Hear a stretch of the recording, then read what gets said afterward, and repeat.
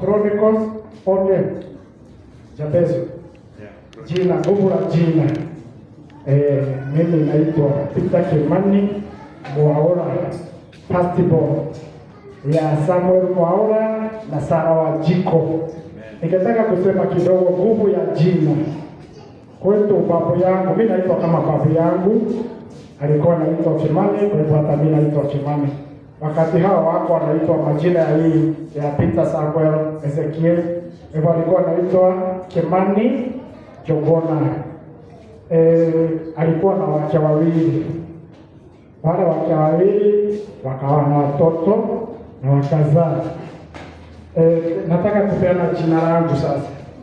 Kwa hivyo wale wake wawili walipata firstborns na wakazaa babu Kimani. Sasa ile yake ilikuwa ngumu na ni maisha imekuwa ngumu mpaka wa leo. Iko na historia hiyo jina, na nguvu ya Mungu inafanyaga kazi ya shetani kifanya. Kimani mali tumefika saa hii, kuna Kimani saba wale wameitwa saba, na kufikia saa hii imebaki Kimani ngapi? 2. Wao wengine wote wamekufa. Wengine yule walikufa juzi, tulifika mwaka jana, alikuwa anaitwa kama mimi Peter Kimani. Wale Kimani wote, hakuna Kimani yako na mke. Wote hata wale wamekufa, hakuna ako na mke. Wote wamekufa hivyo. Hakuna generation yao tena. Hiyo ni ya kwanza.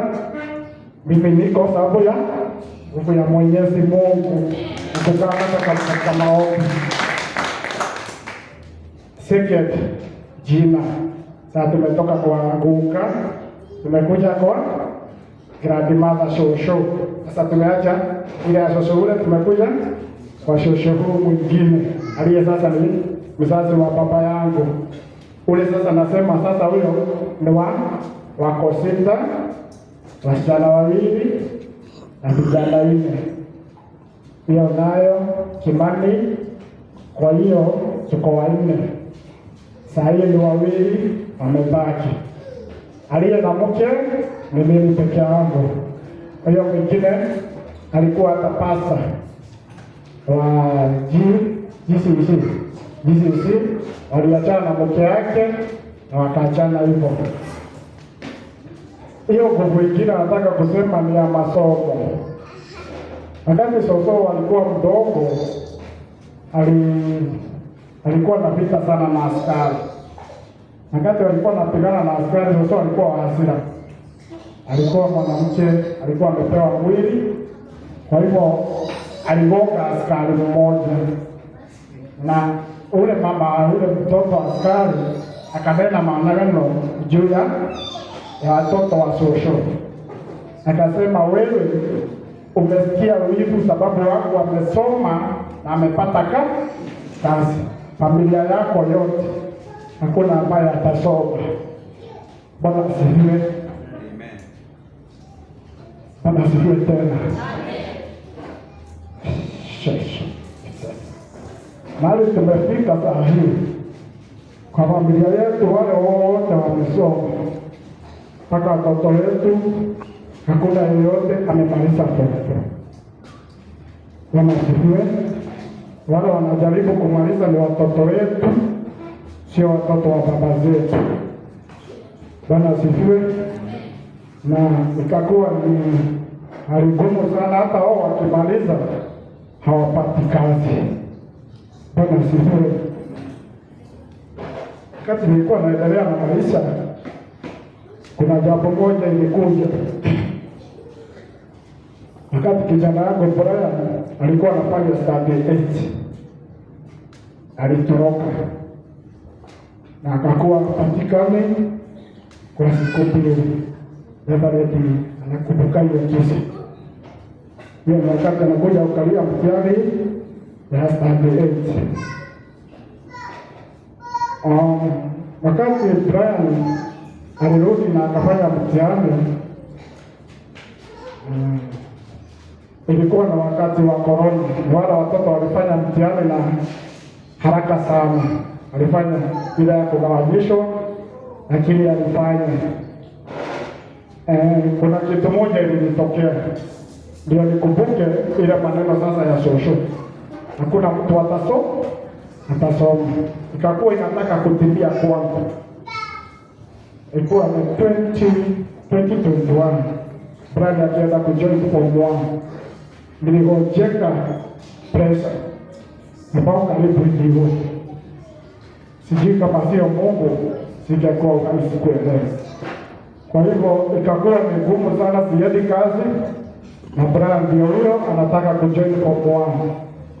Hakuwa maisha ni ngumu sana kwangu, lakini sababu ya kuamini tuliomba na bishop na akaweza kujoin. Bwana asifiwe. Niko kwa saa hii nashukuru Mungu wangu amemaliza form 4, na nashukuru ya kwamba ataendelea na atafika mahali Mungu angependa afike, sababu maisha ya kila Mungu iko na mtu. Unaweza kuona kama ni mambo rahisi sana kuitwa jina na kukaa na kufikisha umri ule Mungu atakupea hii dunia. Ukiwa hivyo haukumbuki watoto wako. Sisi wa Kikuyu waka tunaita mtu kulingana na generation vile iko. Namuita babu yako ama mama yako. Kwa hivyo kitu ya kwanza ningeomba ni kuombea watoto. Hiyo jina ulipee mtoto iweke kwa maombi. Wacha ikue kubuko lango la kila siku. Huyu mtoto nimemuita Jenga. Huyu Jenga alikuwa aje? First thing, mimi sikuona babu yangu. Alikufa miaka 2 kama sijazaliwa. Kwa hivyo mimi sijui tabia zake. Kabla mtu akae chini anielezee babu yako alikuwa hivi na hivi. Wazazi wangu hawakuwa watu wa kanisa. Amekuja kuwa wa kanisa hivi juzi. Kwa hivyo kuna mambo hawajatabua kwa Biblia. Wewe umetabua, kumbuka mtoto wako. Na wakati unaenda kupea mtoto, hata kama hujamzaa, takaza ile jina unaenda kupea mtoto wako. Hii Mungu ni wewe nimeweka, hii jina nimeipeana kwa mtoto wako. Ningetaka kusema Mungu amenitendea, lakini mahali tumefika bado tunahitaji maombi kama familia. Sahii brandi anangoja barua aitwe mwezi wa 4, naye tumekuwa kwa shida. Nimekuwa nikifuata hiyo preacher ya bishop ya Psalms 40 ya prophet ya unakuja unaogopeshwa na ile mambo unapitia. Bibi yako aligojeka tukikuja kwenda harusi ya Caleb na akakuwa admitted pale Saitoti. Tulikutana na mama Kamau pale, tulionana hapo wakati alikuwa anawekwa maji hapo, lakini kwa saa hii hapo sawa, anaendelea vizuri.